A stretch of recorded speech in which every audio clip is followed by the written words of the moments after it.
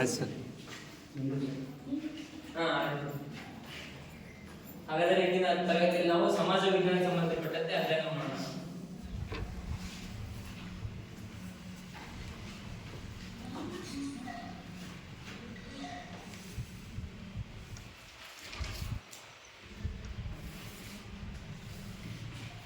ಪ್ರಿಯ ವಿದ್ಯಾರ್ಥಿಗಳೇ, ಈಗಾಗಲೇ ನೀವು ಮೊಘಲ ಸಾಮ್ರಾಜ್ಯ ಆಳ್ವಿಕೆ ಬಗ್ಗೆ ಆಗಲೇ ನೀವು ಅಧ್ಯಯನ ಮಾಡಿದ್ದೀರಿ.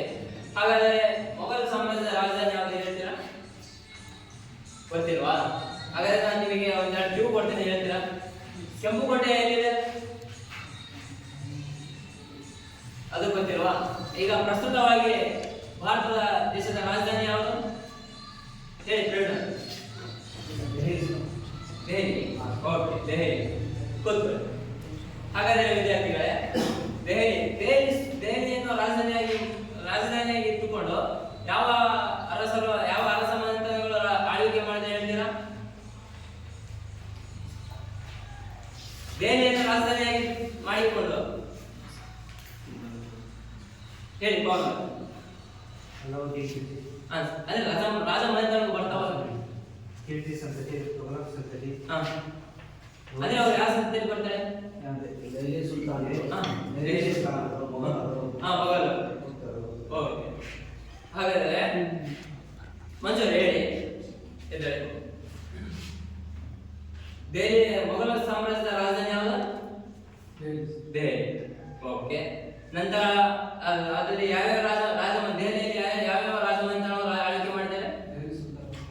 ಮೊಘಲರು. ಓಕೆ, ಕೂತ್ಕೊಳ್ಳಿ. ಹಾಗಾದ್ರೆ ವಿದ್ಯಾರ್ಥಿಗಳೇ, ಮೊಘಲ್ ಸಾಮ್ರಾಜ್ಯವು ಎಷ್ಟು ವರ್ಷಗಳ ಅವಧಿಯಲ್ಲಿ ಕಾಲ ಆಳ್ವಿಕೆ ಮಾಡಿದ್ರೆ ಹೇಳ್ತೀರಾ? ವೀರೇಶ್ ಅವರೇ ಹೇಳಿ. 26ರಿಂದ 1707ರವರೆಗೆ ಮೊಘಲರು.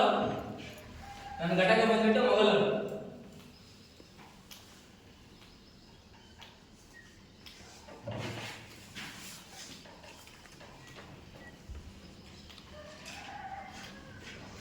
ಅವರ ಆಳ್ವಿಕೆ 1526ರಿಂದ 1707. ಓಕೆ, ಈಗ ಗೊತ್ತಾಯ್ತಾ ಸರ್?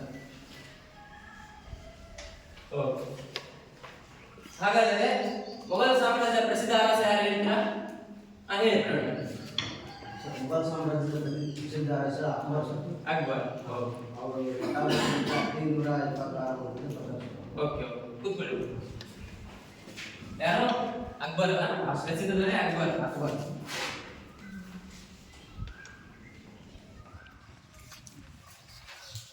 ನಂತರ ವಿದ್ಯಾರ್ಥಿಗಳೇ, ಅಕ್ಬರನು ಯಾವ ಇಸ್ವಿಯಲ್ಲಿ, ಅಂದ್ರೆ ಎಷ್ಟನೇ ಕಾಲಾವಧಿಯಲ್ಲಿ ಆಳ್ವಿಕೆ ಪಟ್ಟಕ್ಕೆ ಬರ್ತಾನೆ?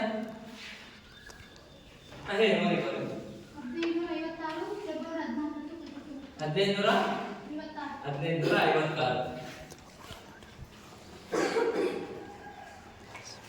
ಫೆಬ್ರವರಿ 14ಕ್ಕೆ ಬರ್ತಾನೆ. ಓಕೆ, ಹಾಗಾದರೆ ವಿದ್ಯಾರ್ಥಿಗಳೇ, ಅಕ್ಬರನ ಸೈನಿಕ ಸಾಧನೆಗಳನ್ನು ಯಾರು ತಿಳಿಸ್ತೀರಾ?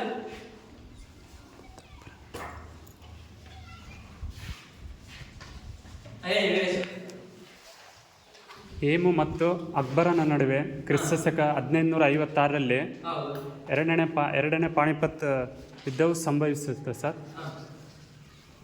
ನಂತರ ಈ ಯುದ್ಧದಲ್ಲಿ ಬೈರಾಮ್ ಖಾನ್ ಅವನು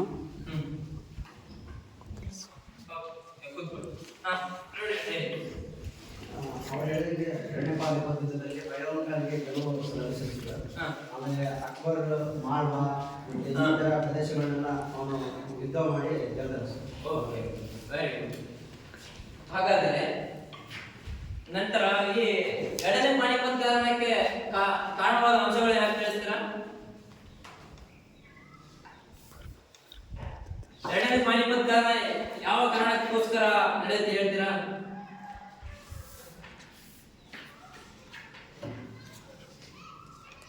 ಮಲ್ಲಿಕಾರ್ಜುನ ಅವರು ಹೇಳಿ.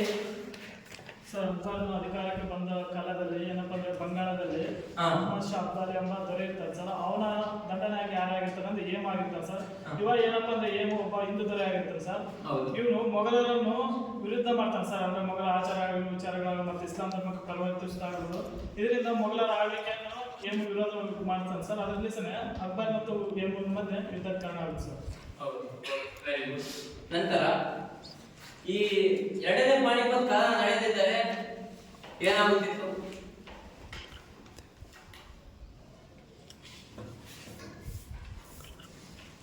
ಹೇಳಿ ಪವನ್ ಅವರೇ.